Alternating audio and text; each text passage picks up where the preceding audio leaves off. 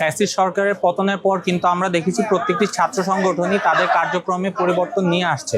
তারা শিক্ষার্থী বান্ধব হওয়ার চেষ্টা করছে। ঢাকা বিশ্ববিদ্যালয়ের রাজনীতি কিন্তু শুরু হয় হল রাজনীতি থেকে। গতকালকে আমরা যেই ক্যাম্পাসের ছাত্রছাত্রীদের রাজনীতি বিরোধী একটি অবস্থান দেখেছি।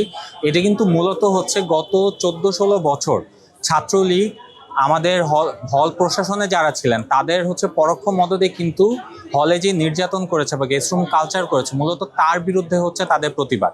আমরা যদি শিক্ষার্থীদের অবস্থানটা দেখি, তারা কিন্তু যে জায়গা থেকে প্রতিবাদটা করছেন বা ছাত্র রাজনীতির বিপক্ষে অবস্থান নিয়েছেন, এটার কারণ তারা গত 14-16 বছর ধরে এই কালচারটা দেখে এসেছেন।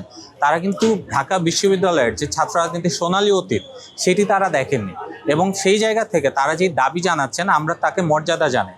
কিন্তু আমরা মনে করি ছাত্র রাজনীতি নিষিদ্ধ করা ঢাকা বিশ্ববিদ্যালয়ের মতো একটি বিশ্ববিদ্যালয়, যে বিশ্ববিদ্যালয় কিন্তু একটি স্বাধীন রাষ্ট্রের জন্ম দিয়েছে, সেই জায়গাতে ছাত্র রাজনীতি বন্ধ করা আসলে পুরো দেশের যে ভবিষ্যৎ রাজনীতি আছে তার উপর একটি গুরুতর প্রভাব রাখবে, এবং সেই প্রভাবটা অনেকাংশে হয়তো আমাদের জন্য খারাপ হবে।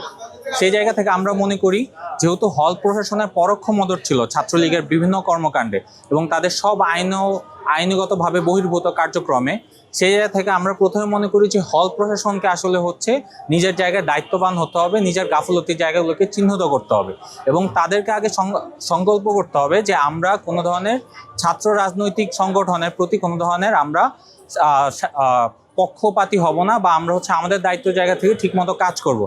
বাংলাদেশের একমাত্র স্মার্ট সিটি বসুন্ধরা এখন আরো নিরাপদ, আধুনিকতায় আরো এক ধাপ এগিয়ে। আপনি দেখতে পারেন যে 2019-এ যখন আবু বকরকে গেস্ট রুমে অত্যাচার করে তাকে গুরুতরভাবে আহত করা হয়, হল প্রশাসন সেই সময় পুরোপুরি নিশ্চুপ ছিল, অথচ হলের অভিভাবক হল প্রভোস্ট। আমি মনে করি যদি হল প্রভোস্ট এবং হল টিউটররা তাদের জায়গায় ঠিকমতো দায়িত্ব পালন করেন, কোনো ছাত্র রাজনৈতিক সংগঠন কোনোভাবেই হলে আবার গেস্ট রুম কালচার আনতে পারেন না। আমরা মনে করি ঢাকা বিশ্ববিদ্যালয়ে ছাত্র রাজনীতি দরকার, কিন্তু শুধুমাত্র তখনই দরকার যখন ছাত্র সংগঠনটির প্রথম এবং মূল এজেন্ডা হবে ছাত্র বান্ধব রাজনীতি করা, ক্যাম্পাসে শিক্ষার পরিবেশ নিশ্চিত করা, ক্যাম্পাসকে সন্ত্রাসী কার্যক্রমের বাইরে রাখা। এই ধরনের ছাত্র রাজনীতিকে আমরা সাধুবাদ জানাই, এবং আমরা আমাদের সংগঠন থেকে কিন্তু এই চেষ্টাটাই করছি। আমরা আমাদের অবস্থানটা পরিষ্কার করতে চাই, আমরা শুধুমাত্র তখনই হল রাজনীতির পক্ষে যখন ছাত্র সংগঠনগুলোর প্রধান এবং মূল লক্ষ্য থাকবে ছাত্রী বান্ধব ছাত্র রাজনীতি করা। শুধুমাত্র আমার দল ক্ষমতায় আছে সেই দলের এজেন্ডা বাস্তবায়নের কারিগর যেন ঢাকা বিশ্ববিদ্যালয়ের কোনো ছাত্র সংগঠন না হয়। মূলত গত 5ই অগাস্টের পর ফ্যাসিস্ট সরকারের পতনের পর কিন্তু আমরা দেখেছি প্রত্যেকটি ছাত্র সংগঠনই তাদের কার্যক্রমে পরিবর্তন নিয়ে আসছে। তারা শিক্ষার্থী বান্ধব হওয়ার চেষ্টা করছে।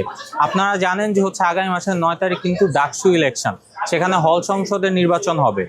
এই মুহূর্তে যদি হলে সাধারণ শিক্ষার্থীরা তাদের মত প্রকাশের বা তাদের প্রচারণা চালানোর সুযোগ না পান, তখন কিন্তু সেই হল সংসদটা মারাত্মকভাবে ক্ষতিগ্রস্ত হবে, এবং ঢাকা বিশ্ববিদ্যালয়ে কিন্তু তার কাঙ্ক্ষিত যে নেতা দরকার তাদেরকে পাবে না। আপনারা জানেন যে এই ঢাকা বিশ্ববিদ্যালয় কিন্তু দেশের ইতিহাসে অনেক বরেণ্য রাজনীতিবিদকে জন্ম দিয়েছে।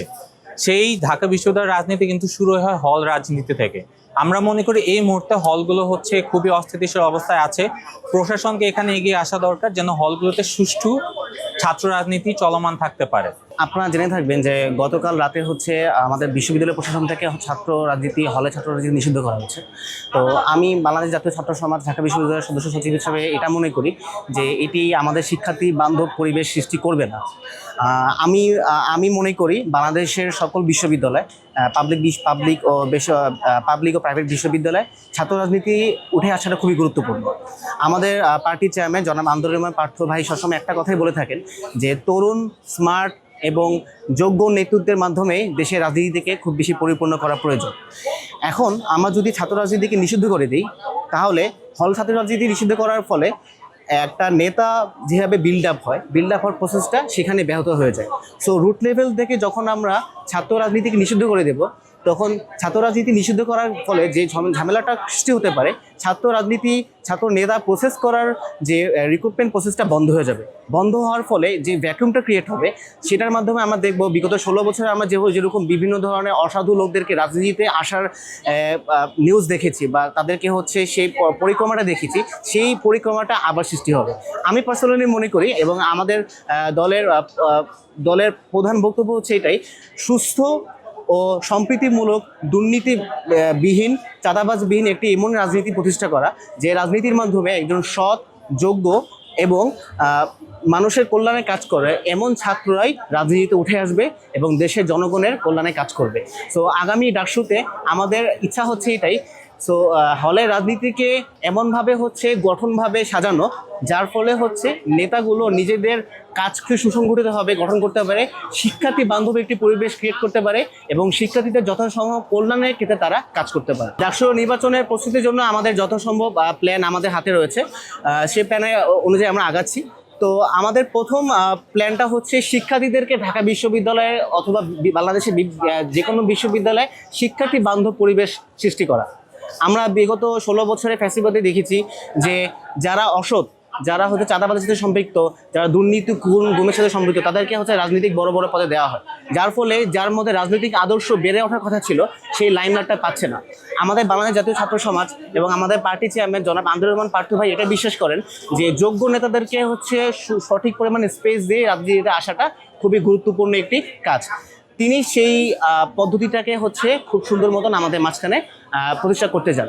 আমি সেই একটি সংগঠনের সদস্য হিসেবে মনে করি আমি সেই স্পেসটা ক্রিয়েট করার মাধ্যমে আসন্ন ডাকসু নির্বাচনে শিক্ষার্থীদের জন্য একটি শিক্ষার্থী বান্ধব পরিবেশ, একটি সম্প্রীতিমূলক পরিবেশের মাধ্যমে, যেটা সুস্থ প্রতিযোগিতার মাধ্যমে, ডিবেট করার মাধ্যমে, কথা বলার মাধ্যমে শিক্ষার্থীদের রাজনৈতিক যে অধিকারটা সেটা তারা বাস্তবায়ন করতে সক্ষম হবে। এর জন্য যত ধরনের প্রয়োজন, যত ধরনের কাজকর্ম প্রয়োজন, একটি সুস্থ পরিবেশ, একটি নিরাপদ পরিবেশের আন্ডারে আমরা কীভাবে কাজ করতে পারি, এগুলো আমাদের নীতিমালার মধ্যে রয়েছে এবং হিসেবে আমরা বাস্তবায়নে আছে।